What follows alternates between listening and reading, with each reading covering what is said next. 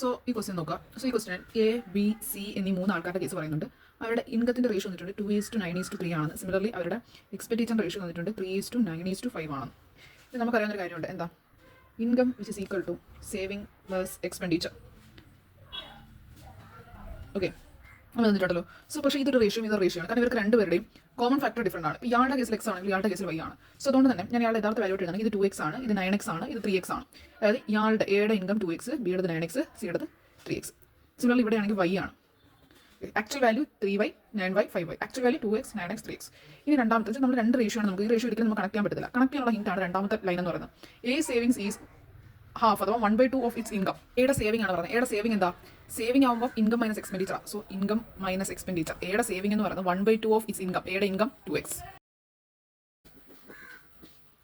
So എക്സിന് പകരം നമുക്കെല്ലാം വൈലോട്ട് കൊണ്ടുവരാം, എക്സിലോട്ട് കൊണ്ടുവരാം. ഞാനിപ്പോൾ എല്ലാം ഇതിലൂടെ വൈലോട്ട് കൊണ്ടുവരാം. സോ 2x, അതായത് 2 × 3y. അപ്പോൾ എത്ര വരും? 6y എന്ന് വരും. 9 × 3y 27y എന്ന് വരും. സോ 3y × 3 9y എന്ന് വരും. എക്സ്പെൻഡിച്ചർ ഓൾറെഡി വൈഡ് ടേംസ് തന്നെയാണ് കിടക്കുന്നത്. ഓക്കെ, ഇനി നമുക്ക് വേണ്ട എന്താ? Saving which is equal to income minus expenditure. അതായത് അത് റേഷ്യോ വേണ്ട. സോ അതുകൊണ്ട് തന്നെ 6y മൈനസ് 3y അഥവാ 3:27 മൈനസ് 9 18:9 മൈനസ് 5 4. സോ ഇതാണ് നമ്മുടെ റേഷ്യോ. അപ്പോൾ single discount equivalent to a series of discount 60%, 70 and 80. Okay, അപ്പോൾ ഇതെങ്ങനെ നമ്മൾ ചെയ്യുന്നതെന്ന് വെച്ചാൽ ഒന്ന് ആലോചിച്ച് നോക്കും. ആദ്യം ഒരു 100% എഫ് എന്തോ ഉണ്ട്. അപ്പം ആദ്യത്തെ വരെ 100%. ആ 100%നെ നമ്മൾ മാർക്കപ്പ് ചെയ്ത കാര്യമൊന്നും പറയുന്നില്ല. സോ ആദ്യം ഡിസ്കൗണ്ട് കൊടുക്കുകയാണ്. അപ്പോൾ എത്ര കൊടുക്കുന്നു? 60 കൊടുക്കുന്നു. അപ്പോൾ ഇനി എത്ര ഉണ്ട്?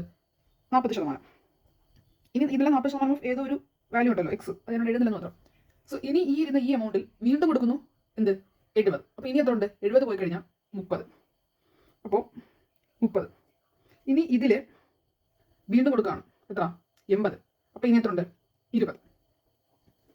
അപ്പം അവസാനം വന്ന് നിൽക്കുന്നത് എത്ര ശതമാനമാണെന്ന് കണ്ടുപിടിക്കും. സോ അതിന് വേണ്ടി ഇതിനെങ്ങനെ എഴുതുന്നു? ഇൻറ്റു 30/100 അതുപോലെ എഴുതുന്നു. 20 അതുപോലെ എഴുതുന്നു. പെർസെൻറ്റേജ് കിടക്കുന്നുണ്ട്, കാരണം പെർസെൻറ്റേജിൽ വേണം നമുക്ക്. സോ ഈ 0 പെർസെൻറ്റേജ് എന്ന് വരും.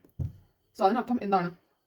100% ഉണ്ടായിരുന്ന സാധനം ഡിസ്കൗണ്ട് ഒക്കെ കഴിഞ്ഞ് ഇപ്പം ഈ വിലയ്ക്കാണ് കൊടുക്കുന്നത്. സോ ഡിസ്കൗണ്ട് അപ്പം എത്ര ആയിരിക്കും? ഇതായിരുന്നു ആദ്യത്തെ വില, ഇപ്പം ഇതാണ് വില. സോ ഡിസ്കൗണ്ട് എത്ര? 100 2.4%. സോ 100 നിന്ന് 2.4 പോയി കഴിഞ്ഞാൽ 97.6% ആൻസർ. സോ ഈ ക്വസ്റ്റൻ അനുസരിച്ച് ഇതേ ഫോർമാറ്റിൽ ലിങ്ക് വരുന്ന ഏതാണ് അതിൻ്റെ കറക്റ്റ് ഓപ്ഷൻ എന്നാണ് ചോദ്യം. സോ അതിനകത്ത് നമുക്ക് കണ്ടുപിടിക്കാനുള്ള മാർഗ്ഗം നമ്മൾ റിലേഷൻ കണ്ടുപിടിക്കാം. ക്വസ്റ്റൻസ് എല്ലാം അങ്ങനെയാണ്. സോ അതിനായിട്ട് നമ്മൾ എന്ത് ചെയ്യും? ഇതിൻ്റെ ഫോർമാറ്റ് നമ്മൾ പല മൾട്ടിപ്ലിക്കേഷൻ, ഡിവിഷൻ, അല്ലെങ്കിൽ ഇയാളെ ഡിവൈഡ് ചെയ്ത് എന്തെങ്കിലും കോമൺ ആയിട്ട് ആഡ് ചെയ്ത് പോകുന്നുണ്ടോ അങ്ങനെ എന്തെങ്കിലും നമ്മൾ നോക്കാം. അപ്പോൾ അങ്ങനെ നോക്കുമ്പോൾ അതിനകത്തൊന്നും വരുന്നില്ല. സോ നമുക്ക് ഇവിടെ മനസ്സിലാക്കാം.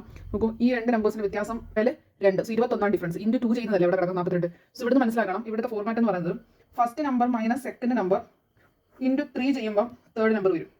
അപ്പോൾ ഇവിടെ അങ്ങനെ നോക്ക്, 79 47 പോയാൽ 32. 32ന്റെ ഇരട്ടി 64 കിടക്കുന്നത്. സോ അങ്ങനെ വെച്ച് നോക്കുമ്പോൾ ഇതെല്ലായിടത്തും നമ്മൾ ഡിഫറൻസ് എടുത്തു. 75 മൈനസ് 33 ചെയ്യാം. 75 മൈനസ് 33 42. 42ന്റെ ഇരട്ടി അല്ല ഇവിടെ കിടക്കുന്നത്. നമുക്ക് ഇവിടെ നിന്ന് ഡിഫറൻസ് 13. അതിന്റെ ഡിഫറൻസ് അല്ലേ ഉള്ളത്. ഇവർ തമ്മിലുള്ള ഡിഫറൻസ് 29. 29 രണ്ടരട്ടി അല്ല ഇവിടെ കിടക്കുന്നത്. ഇവർ തമ്മിലുള്ള വ്യത്യാസമായിട്ടുള്ള 18ന്റെ ഇരട്ടി 36 ഇവിടെ കിടക്കുന്നത്. So this is A correct option.